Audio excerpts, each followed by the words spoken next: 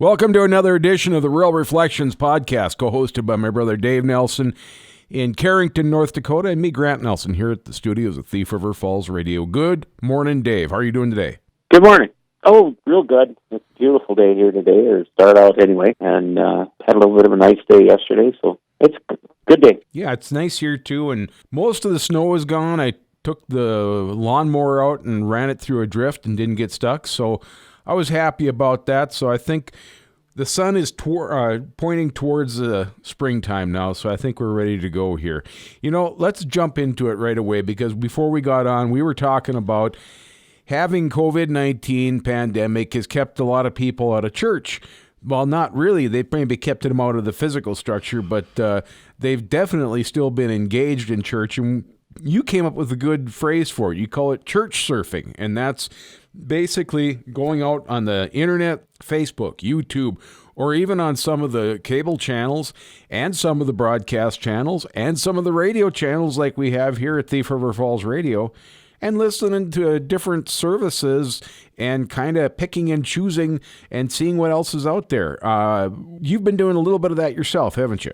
Yeah, we look on YouTube, try and find a church that we were maybe at one time, or a minister that we haven't seen for a long time or something. And we watched the diocesan services to start out with, and then decided we'd start branching out a little bit. You know, it's always kind of fun when you are somewhere over a weekend and you get to go to a different church and just, you know, see the different people, the different minister and so on. And so now we can do that from the comfort and convenience of our living room, just by surfing channels on YouTube or looking for ministers' names or church name or something. So it's probably not what I really would like to do, but it's a little fun thing to do while we're locked in the house. Yeah, we might as well make the best out of what we can. I mean, last weekend during Easter, Lisa and I went to 3 different services virtually. Actually, we went to 4, but the first one, the microphone was so bad that, we just couldn't listen to it. So technical difficulties there. But the other 3, we jumped from one to the other, and recorded one while another one was going on, and it was really enjoyable. And even our second cousin, our first cousin, once removed, I can't remember, but she had done a watch party on Facebook for their church in West Fargo, so I watched that for a little while, and it was a little bit more of that kind of New Age church, which I'm not so much into, but it's good to get a little exposure to any of that sort of thing. But it's been an opportunity to have church right there in your home all the time instead of having to go out for it. I think it's been kind of fun and kind of interesting, and I wonder if maybe going forward, after people have gotten used to the technology, maybe some of this will continue on even as they have services on site at the church. What do you think? Well, it's kind of like the school has said, and that, this could end storm days for kids, so maybe, we can still go to church on Sunday, even if we have a blizzard after this, if everybody gets their technology worked into the system. And a funny thing, but our church is still doing the bulletin every Sunday and that. Yep. And Mary looked at a copy of it, and the offering from each Sunday is given and compared to the year before. Well, here, last Sunday's offering with nobody in church was higher than it was from the Sunday a year ago, and everybody was in church there, or whoever went to church was there then. So the giving is continued anyway to the church, and so you can mail in your offering and watch TV from home, and it might give a lot of people who don't want to go to church an opportunity to go to church, and they don't have to come. I think it's good to go to the church because it's kind of a social thing, but you might get a few more people going to church and not even know it. That's real true, and people who maybe have a physical disability or something like that.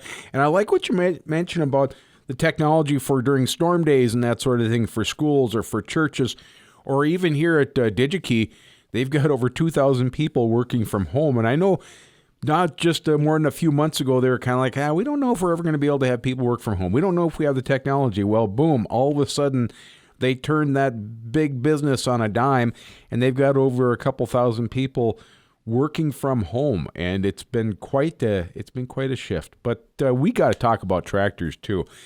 Last fall was wet, which means this spring is wet, and I know we were talking about the need for the quad track. Case IH, of course, came out with that quad track, 17, 18 years ago? Yeah, it was 97, I think, is when it came to the actual market, but they were out there a little bit before that. Okay. We actually have a demonstrator here that was a 93 model. Wow. And, but it was bought out of the test equipment, came from California, and we tore all the test gauges and sensors and stuff off of it, and we were given a few dollars to bring it back into normal condition, Yep. And that tractor has something like $14,000 on it now, and the guy won't get rid of it. He just doesn't want to get rid of it. It's been a good tractor, and besides that, it's a test model. So yeah, one day that thing's going to be worth a lot of money. It'll be a very rare antique. But right now, though, people are looking for current production models, which, of course, that really is pretty much current.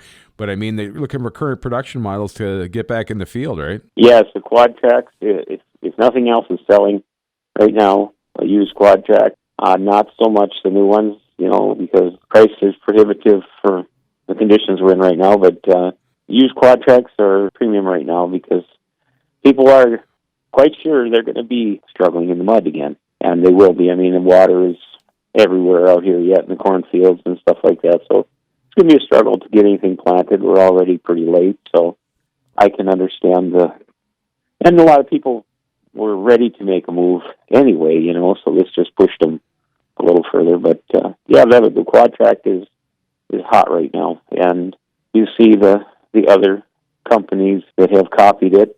You see them moving around some now too, so there's going to be a few more tracks out in the field this spring. I got to ask you, can you tell us what the soil pressure is in comparison between quad track to the big tires to just a regular tractor, say with triples on it or something like that? I mean, is there a way to compare those?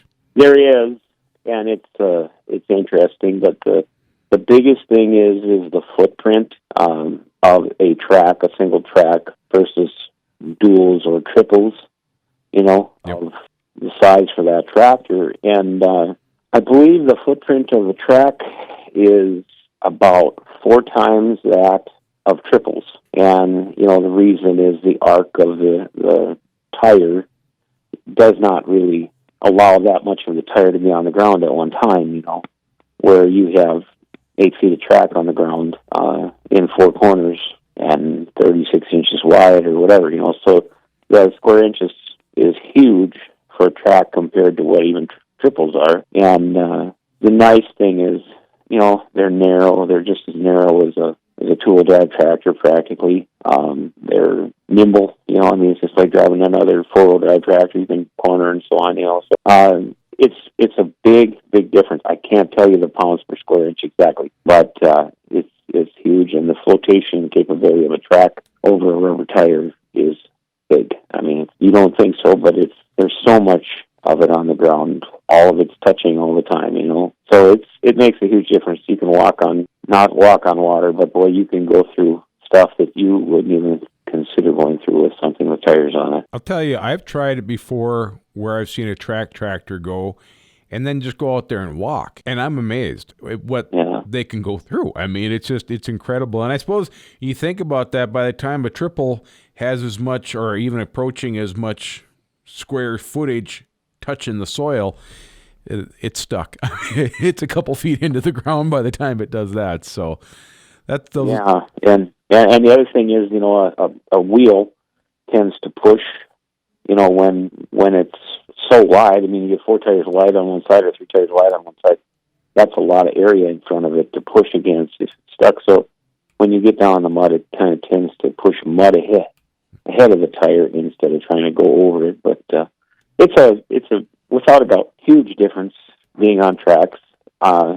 Compaction is much less with tracks, even though you're carrying around a 50,000, 60,000 pound tractor on it. So. Well, the Rural Reflections Colin Dave podcast, the only place where you can go from church to tractors in just 10 minutes. Dave, you got anything else for us this week? No, I guess not. I'm going to prepare myself. This is going to be the week when the farmers come out of hibernation because it's going to be warm. And so we're going to practice our social distancing, probably with our doors open and all the alligators waiting at the gate for us this week. So we're going to have an interesting week.